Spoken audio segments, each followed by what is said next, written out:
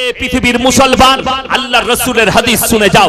রাসূল আকরাম সাল্লাল্লাহু আলাইহি সাল্লাম হাদিস বর্ণনা করলেন, হে আমার সাহাবীরা, পৃথিবীতে বহু বেঈমান কাফেরের দল দেখতে পাবে, কিন্তু এমন একটা কিয়ামতের পূর্বে খোরাসান থেকে দল বের হবে।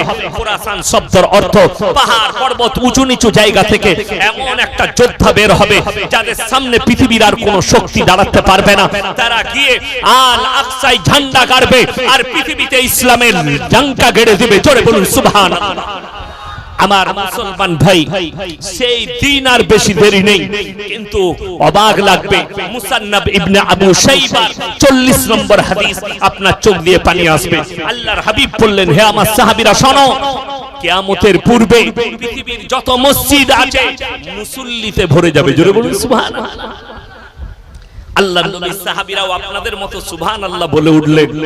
নবীজি যখন হাদিস বর্ণনা করলেন, এরপরে দ্বিতীয় শব্দ ব্যবহার করলেন, তখন সাহাবীদের চোখে পানি এসেছে। আল্লাহর নবী বললেন, হে আমার সাহাবীরা শোনো, তোমরা তো সুবহানাল্লাহ বললে, আমার দ্বিতীয় হাদিসের লফজটা শুনে নাও। ইয়া রাসূলুল্লাহ, কি? মুসান্নাব ইবনে আবু শাইবা এই হাদিস বর্ণনা হয়েছে 40 নম্বর হাদিস। নবীজি বললেন, শুনে নাও দ্বিতীয় শব্দটা। মসজিদ তো ভর্তি হয়ে যাবে, সেই মুসল্লিরা এমন একটা মুসল্লি থাকবে, তারা সুদ খাবে আর বড় বড় অট্টালিকা বাড়ি বানাবে, বড় বড় শপিং মল বানাবে। সেই যুগে আর ঈমানদার খুঁজে পাওয়া যাবে না। চোখের পানি ফেলান, সময় আছে, পরিবর্তন নিয়ে আসুন নিজের মধ্যে। আজকে মুসলমানের কাছে দ্বীনি ইলম না থাকার কারণে বেঈমান কাফের আপনার মাথার উপরে চেপে বসে। আপনি জানেন ফিলিস্তিন আর গাজা এই নিরীহ শিশুগুলো মরার পেছনে পৃথিবীর 48টা মুসলিম রাষ্ট্রের হাত আছে, পৃথিবীর ভারতের মুসলমানদের হাত আছে, পাকিস্তানের মুসলমানদের হাত আছে, আপনার বাংলাদেশের মুসলমানদের হাত আছে। যদি বলেন কি করে হুজুর বুঝান, পৃথিবীর শ্রেষ্ঠ মুফতি বর্তমান যুগে আল্লামা তাকি উসমানী পাকিস্তানের, তিনি ফতোয়া দিয়েছেন, इस हालत में मैं पहुंचा हूं कि दुनिया के मुसलमान इस वक्त ये हालत है कि तुम्हारे लिए इजराइल का कोई भी प्रोडक्ट पीना और यूज करना हराम। বড় কষ্ট লাগে। একটা 2 লিটার থামস আপ আপনার মার্কেটে যাবে 100 টাকা দাম, ঠিক বললাম না ভুল বললাম? যখনই আপনি 2 লিটার থামস আপ কিনবেন, ওই 100 টাকা থেকে 40 টাকা ইসরায়েলের পকেটে যাবে। ভারতের 20 কোটি মুসলমান যদি প্রত্যেকদিন 2 লিটার থামস আপ কিনে, জেনে রেখে দিবেন এই 40 কোটি মুসলমানের মধ্যে ভারতে 20 কোটি মুসলমান যদি প্রত্যেকদিন 2 লিটার থামস আপ কিনে, 4 20 80, প্রত্যেকদিন 8 কোটি টাকা ইসরায়েলের পকেটে যাচ্ছে। আপনি যুদ্ধই অস্ত্র কেনার জন্য হেল্প করছেন। আমি বলে যাব এই ফুরফুরার মাটিতে, ভগবতীপুরের চণ্ডীতলা থানার মাটিতে যতগুলো ভাই বসেছেন, ইস্তেগফার করুন। কাল থেকে ইসরায়েলের মালকে ছুঁড়ে ফেলাবো। সকলে জোরে বলুন ইনশাআল্লাহ। যদি একটু মহাব্বত করেন ওই শিশুগুলোর দিকে। 35,000 শিশুকে হত্যা করেছে ইসরায়েল। আপনি ভেবে দেখেছেন? আজকে আপনি দাঁড়িয়ে কোরবানি দিয়েছেন, আপনার বাচ্চার জন্য জামা কিনেছেন। ঈদেতে পৃথিবীর মুসলমান ঈদ উপলক্ষে ঈদের 10 দিন আগে জামা কেনার জন্য ব্যস্ত। এই পোশাকটা আমার ছেলের জন্য ভালো লাগবে না, এই পোশাকটা আমার মেয়েকে ভালো লাগবে না, আরো একটা ভালো দোকানে যাই, আরো একটু দামি নেব। আপনি খুঁজছেন দামি দামি জামা। আর ইসরায়েল, ফিলিস্তিন আর গাজার নিরীহ বাপরা তাদের শিশুদের জন্য খুঁজে বেড়াচ্ছে এক টুকরো কাফন পেলে তাকে দাফন করব লেপ দিয়ে। আর তাদের চোখের পানি গোটা পৃথিবীতে গুনছে, অথচ পৃথিবীর মুসলমান নীরব হয়ে বসে আছে। আপনার জানা আছে পৃথিবীতে 48টা মুসলিম রাষ্ট্র, তার মধ্যে 10টা এমন রাষ্ট্র আছে যারা সরাসরি তাদের এতটাই সামরিক ক্ষমতা আছে, আমেরিকার সঙ্গে যুদ্ধ করার ক্ষমতা রাখে। তার মধ্যে 1 নম্বর মালয়েশিয়া, 2 নম্বর ইন্দোনেশিয়া, 3 নম্বর ইরান, 4 নম্বর আপনার লেবানন, 5 নম্বর সৌদি আরব, 6 নম্বর তুরস্ক। এদের কাছে পরমাণু শক্তি আছে, এরা সরাসরি আমেরিকার সঙ্গে যুদ্ধ করতে পারে। এদের কাছে হাতের ধুলোর মতো উড়ে যাবে ইসরায়েল। মাত্র 60 লাখ ইহুদি আছে, আর পৃথিবীতে 250 কোটি মুসলমান। পিঁপড়ের মতো মারা হবে। খালি তারা নিজেদের মালের তারা, ব্রেনের তারা, বুদ্ধির তারা, বিবেকের তারা মুসলমানকে পদস্থ করে তাদের মাথার উপরে চেপে বসে গেছে। তা না হলে একদিকে ইসরায়েলের গাজার আর ফিলিস্তিনের শিশুরা মারা যাচ্ছে, একদিকে তাদের কাছে খাবার নেই, আর আরবের বাদশা সালমান প্রিন্স এই হারামের আওলাদ সাকিরার মতো একটা বেশ্যাকে ডান্স করনে वालीকে নিয়ে এসে 25 কোটি টাকা দিয়ে ডান্স করাচ্ছে, আর এইদিকে গাজা ফিলিস্তিনের শিশুদের কাছে খাবার নেই। রমজান মাসে গোটা গোটা খাসিকে তারা নিয়ে ইফতারি করতে বসেছে, এক টুকরো খেয়েছে, বাকিটা ডাস্টবিনে গেছে। আর গাজা আর ইসরায়েলের শিশুরা, গাজা আর ফিলিস্তিনের শিশুরা তাদের ডিব্বা নিয়ে ইসরায়েলে দাঁড়িয়েছে, তাদের দিকে তাকিয়ে দেখুন। মোল্লা তাকি, আল্লামা তাকি উসমাनी বলেছেন, अगर दुनिया के मुसलमान ये सोच रहे हो कि ये लड़ाई गाजा और फिलिस्तीन तक रहेगी, ये तुम्हारा गलत फहमी है। पूरे दुनिया में इसका चिंगारी फैलेगी, क्योंकि रसूल के हदीस है, अल्लाह नबीर हदीस, গোটা পৃথিবীতে এমন একটা চিঙ্গারি ফেলাবে, তৃতীয় বিশ্বযুদ্ধ। এটা বাবা ভাঙ্গার নয়, এটা বৈজ্ঞানিকের নয়, আমার রাসূলের ইশারা।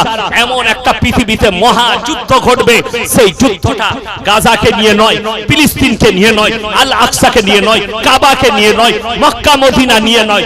যুদ্ধটা শুরু হবে, রাসূলের হাদিসে আছে, ফোরাত নদী শুকিয়ে গিয়ে একটা সোনার পাহাড় বের হবে, গোটা পৃথিবী যুদ্ধে লেপ্টিয়ে যাবে, আর সেই যুদ্ধটা হবে পরমাণু যুদ্ধ।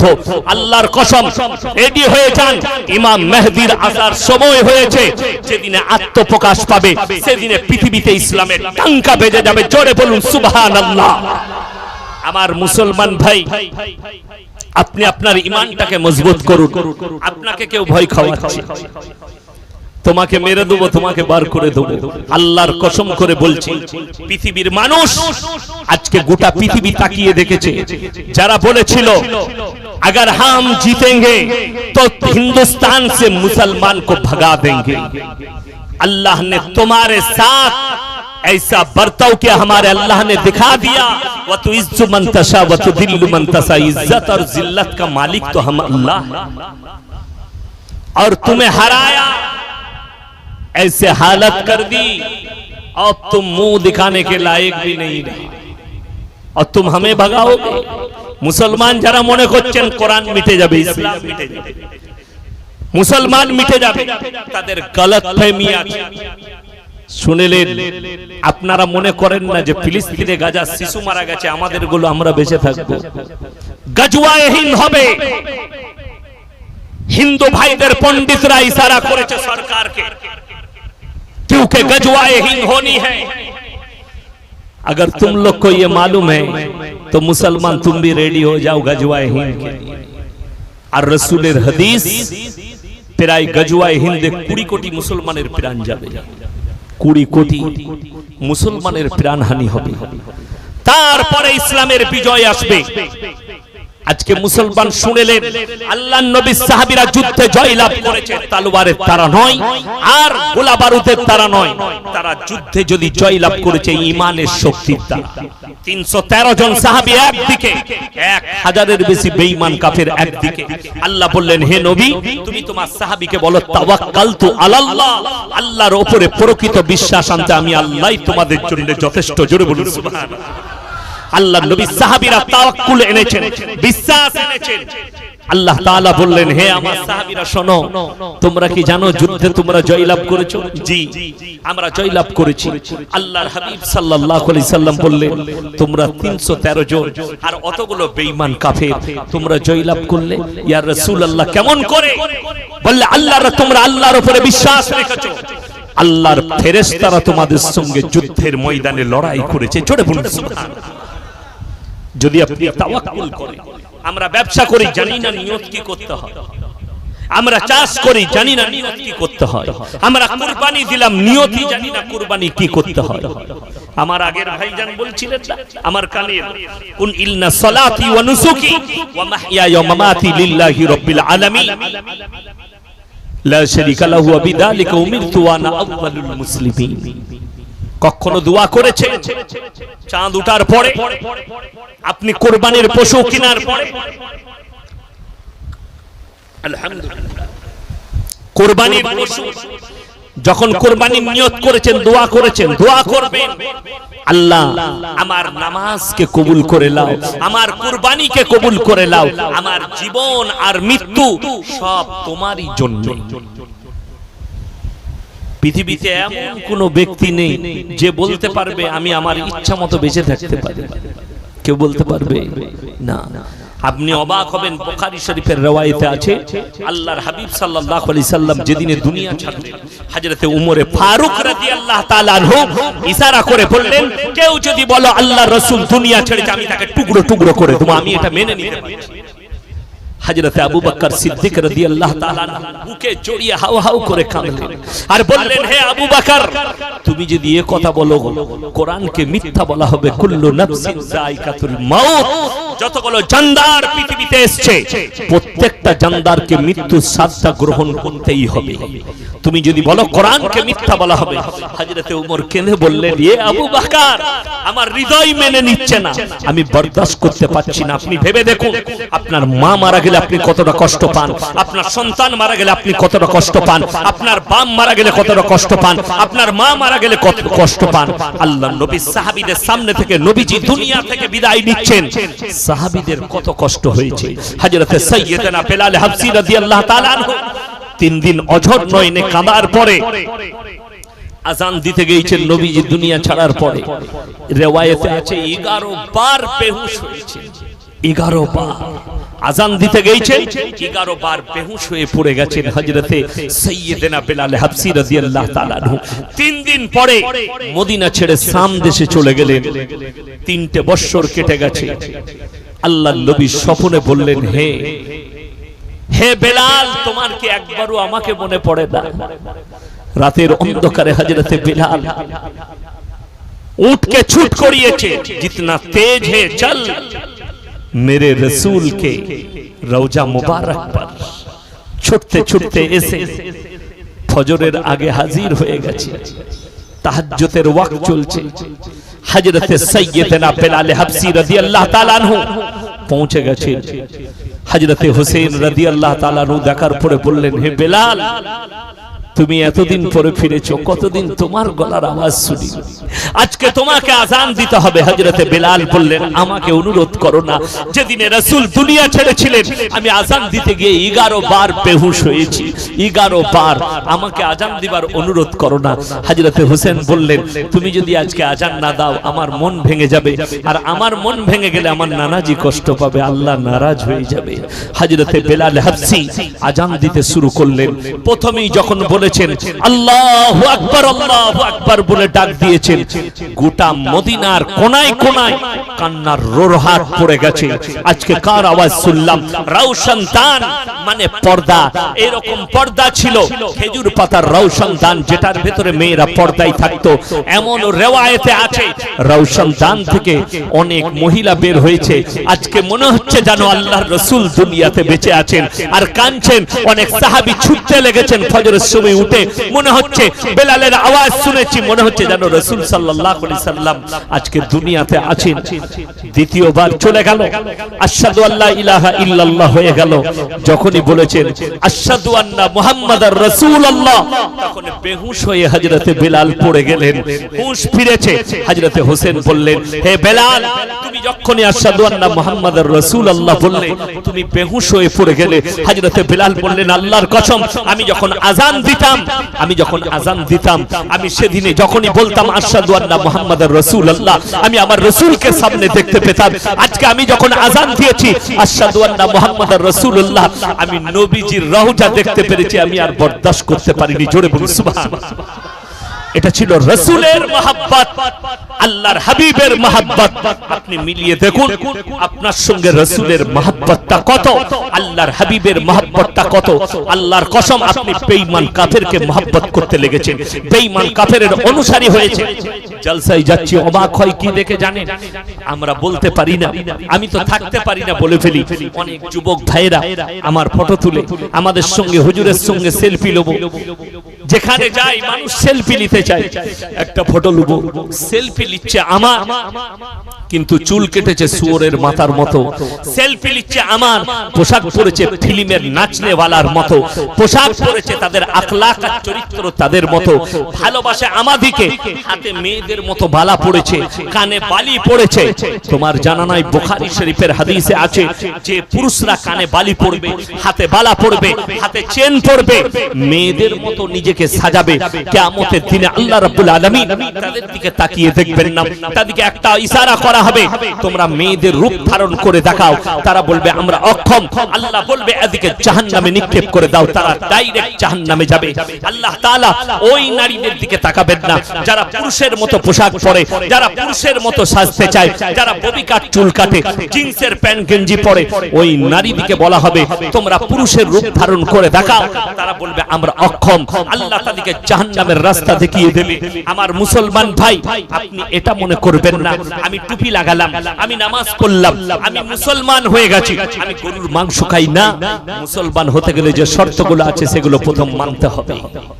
এক নম্বর আল্লাহর উপরে বিশ্বাস, দুই নম্বর তিনার পরকালের প্রতি, কিয়ামতের দিন বলে একটা বিচারের দিবস আছে সেটার উপরে বিশ্বাস আনা, ওয়াল ইয়াউমিল আখির আমার পরকালের প্রতি, ওয়াল মালাইকাতি আমার ফেরেশতাদের প্রতি, ওয়াল কিতাবি আমার আসমানি কিতাবের প্রতি, ওয়ান নবিয়িন আর যতগুলো নবী পয়গম্বর পাঠিয়েছি এদের উপরে প্রকৃত বিশ্বাস আনার নাম হচ্ছে ঈমান।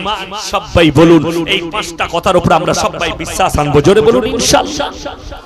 আমার মুসলমান ভাই অনুরোধ করে বলে যাচ্ছি, আপনি মনে করছেন যে আমি আমার জীবনে যা কিছু করছি হুজুর দোয়া করবে ক্ষমা হয়ে যাবে, হুজুরের কি হবে আমি ইয়াসিন নিজেই আমি জানি না, আমার কি হবে? আল্লাহর নবীর হাদিস, আখরি জামানায় এক শ্রেণীর আলেমদের দ্বারা, এক শ্রেণীর হুজুরদের দ্বারাই জাহান্নামকে উদ্বোধন করা হবে। যারা মানুষকে ধোঁকা দেয়, প্রতারণা করে, মানুষের সঙ্গে প্রতারণা করে, এদিকে কিয়ামতের দিনে আটকানো হবে। আজকে কষ্ট কোথায় লাগে? আপনাদেরকে যদি জিজ্ঞেস করি, আমাদের দেশের সনাতনী ভাই যারা পাথরের উপাসনা করে, ওটা কি শরীয়তে জায়েজ আছে? নারায়ে তাকবীর। ভাই আগিয়ে চলে আসুন, যারা দাঁড়িয়ে আছেন বসার জায়গা হচ্ছে না বসে যান। আমি যেটা আপনাদেরকে শোনাচ্ছিলাম, দুজন নবীর বিবির জন্য আল্লাহ লাকির টেনেছেন কোরআনে, এটা আর পরিবর্তন হবে না। আল্লাহ লাকির টেনে দিয়েছে দুজন নবী, একজন নবী হচ্ছেন হযরতে নূহ নবী আর একজন নবী হচ্ছেন লূত নবী। এই দুজনের বিবিকে আমি আল্লাহ জাহান্নামে নিক্ষেপ করব, তারা কখনো বাঁচাতে পারবে না নিজের স্ত্রী। কোরআন কোথায় আছে? খুলুন। ضرب الله مثلا للذين كفروا امرأة نوح وامرأة لوط كانتا تحت عبدين من عبادنا صالحين فخانتاهما فلم يغنيا عنهما من الله شيئا وقيل ادخلا النار مع الداخلين। আমার দুজন উলুল আযম নবী, হাবিব পয়গম্বর নূহ নবী আর লূত নবী দুজনের বিবিকে জাহান্নামে দেব, তারা পয়গম্বর হবার পরও আটকাবার রাস্তা পাবে না। কোরআনে আল্লাহ লাকির টানলেন, হে নবী এই দুজন নবীর বিবিকে আমি আল্লাহ রাব্বুল আলামিন জাহান্নামে দেব, তারা রাস্তা পাবে না আটকাবার। আপনি ভেবে দেখুন, নবীর বিবি যদি সমকামী হওয়ার কারণে জাহান্নামে যায়, আর তুমি সমকামী হওয়ার পরেও হুজুরের দোয়াতে তুমি কি করে জান্নাতে যেতে পারবে? কথাটা বুঝাতে পারলাম না? নবীর বিবি যদি জাহান্নামে যায় পাপ করার কারণে, তুমি হুজুরকে দাওয়াত করে খাইয়ে তুমি পাপ করে কি করে জান্নাতে যাবে? বড় কষ্ট লাগে। আমাদের দেশের রোগ একটাই, যা করবি কর। ডানকুনি টোলেতে 2 বোতল মদ খেয়ে 3 বোতল মদ খেয়ে অ্যাক্সিডেন্ট করেছে বাইক নিয়ে, বলে কোনো চিন্তা নাই, জানাজা হয়ে গেল, সব হয়ে গেল। বলে ইয়াসিন ভাইকে দাওয়াত দাও, আমাকে দাওয়াত দিয়েছেন, ইনশাআল্লাহ সওয়াব হবে। আমি তো দোয়া করে দেখলাম, আল্লাহ তুমি তাকে জান্নাতুল ফিরদাউস দান করো, শহীদের মর্তবা দাও। খেতে বসেছি, দেশি মুরগি দিয়ে ভাত দিয়েছে, পোলাও। ভাই কি করে মরলো? হুজুর ছেলে খুব বদমাশ, মদ খেয়ে গাড়ি চালিয়ে অ্যাক্সিডেন্ট। আমি তোবা তোবা, কাকে জান্নাতে দিলাম? কথাটা বুঝতে পারেন? মদ খেয়ে মারা গেছে, 3 বোতল মদ খেয়ে, মদের ভাটিতে জীবন কাটিয়ে মারা যাওয়ার পরে হুজুরকে দাওয়াত দিয়ে যদি জান্নাতে পাঠাবার ইরাদা আপনার থাকে, তাহলে শুনে যান, আমি আমার বাপের ডায়েরি থেকে বলিনি, আমি আমার দলিল দিইনি। রাসূল আকরাম সাল্লাল্লাহু আলাইহি সাল্লাম, বুখারী শরীফের riwayate আছে, আল্লাহর নবীর কাছে খবর এলো, ইয়া রাসূলুল্লাহ আপনার চাচা যান ইন্তেকাল করবেন, মরণাপন্ন অবস্থায় আছেন, জাকামদানি চলছে।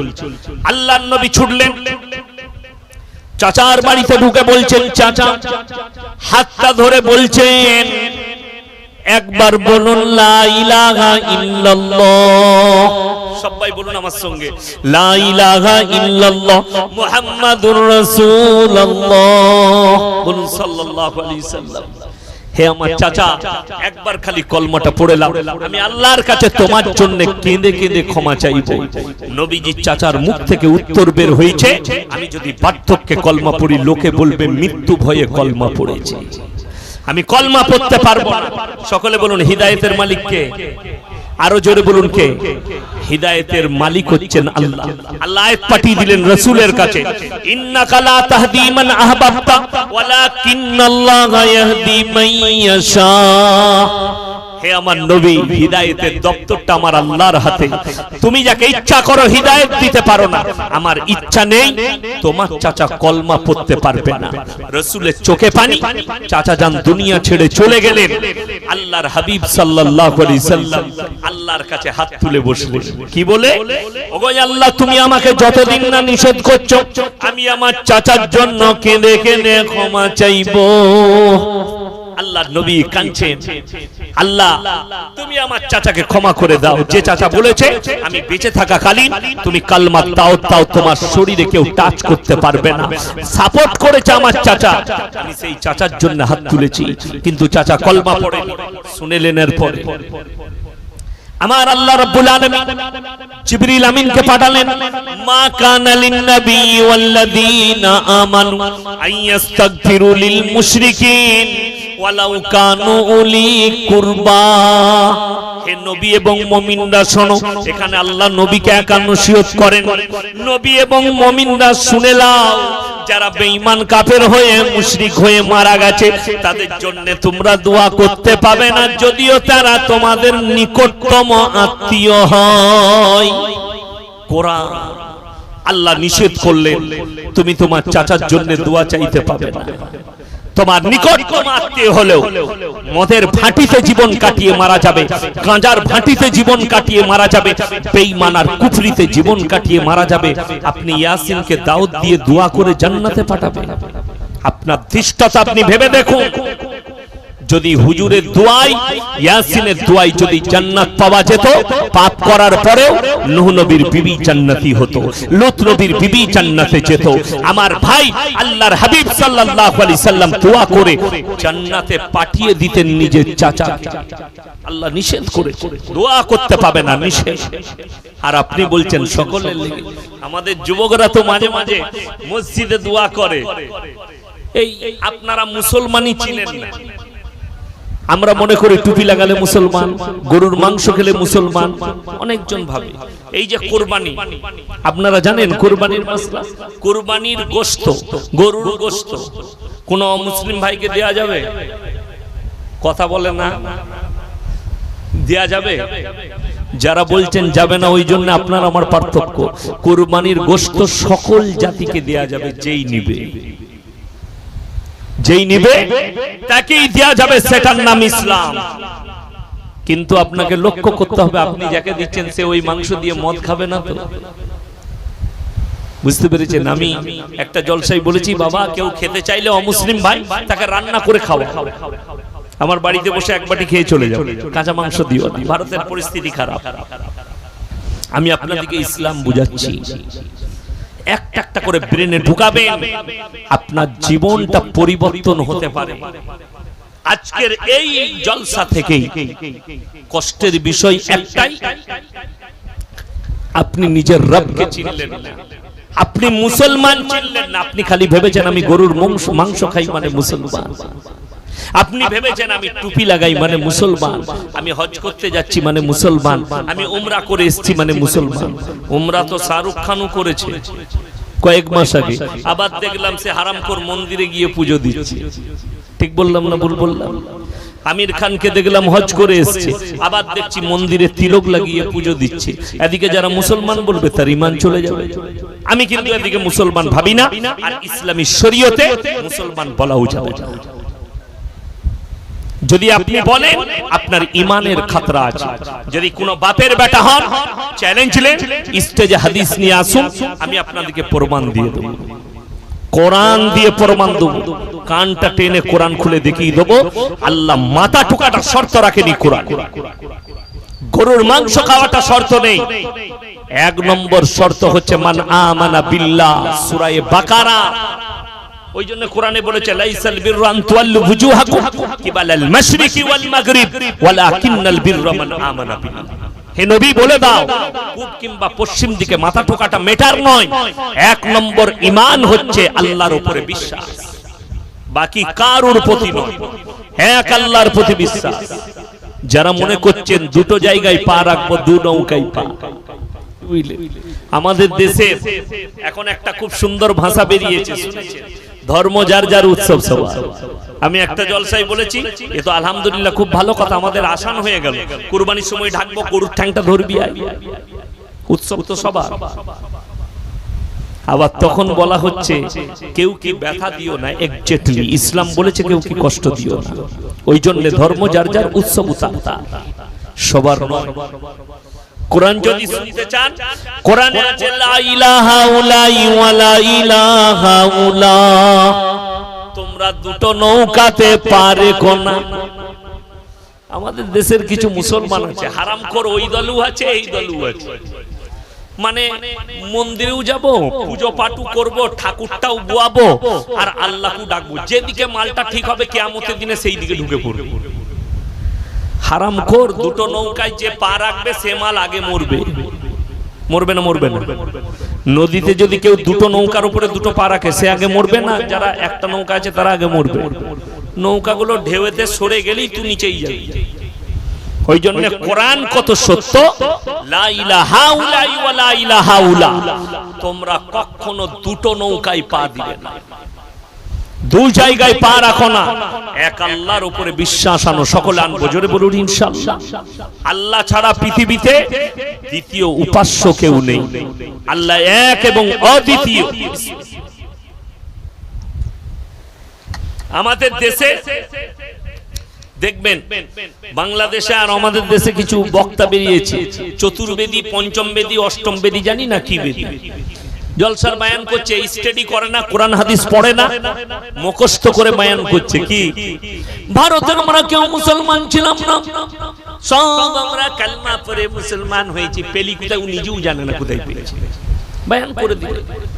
আর হিন্দু ভাইরা শুনে বলছে তাইলে সালারা হিন্দু ছিল মুসলমান হয়েছে, তাই না? এই তো বলছি। বাগেশ্বর ধাম বাবা কানা দাজ্জাল, তাকে জিজ্ঞেস করছে তার মুরিদানরা, বাবা सबसे दुनिया का पुराना धर्म कौन सा है? बाबा उत्तर दिच्छे सबसे पुराना धर्म कोई शक नहीं सनातन धर्म है।